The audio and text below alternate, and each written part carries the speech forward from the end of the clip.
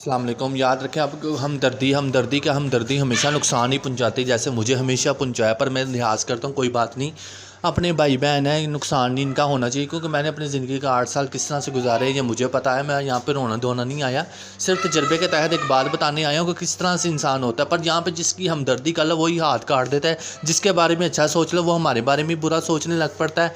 अगर इनको रास्ता दिखा देते कि हमें हमें अंधा करने के चक्करों में पड़ जाते हैं, या हमारे रास्तों पे ख़राब करने के शुरू कर देते हैं। ठीक है, दुर फिटे हूँ ऐसे लोगों पे, मैं दिल से कहता हूँ दुर फिटे हूँ। डर किसी का नहीं है, कमा के खाते हैं, कमा के ही खाना है, अपना कमा रहे अपना खा रहे हैं। अल्लाह दे रहा, हम ले रहे हैं। अल्लाह से ही उम्मीद है, इंसानों से नहीं है। इंसानों से होनी भी नहीं चाहिए, क्योंकि इंसान ही इंसान का दुश्मन है।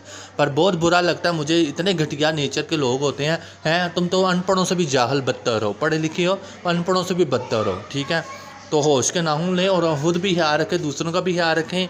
और बस फ्रॉड पुने से ज़रा बाज आ जाए करें, तो बस यही कहूँगा।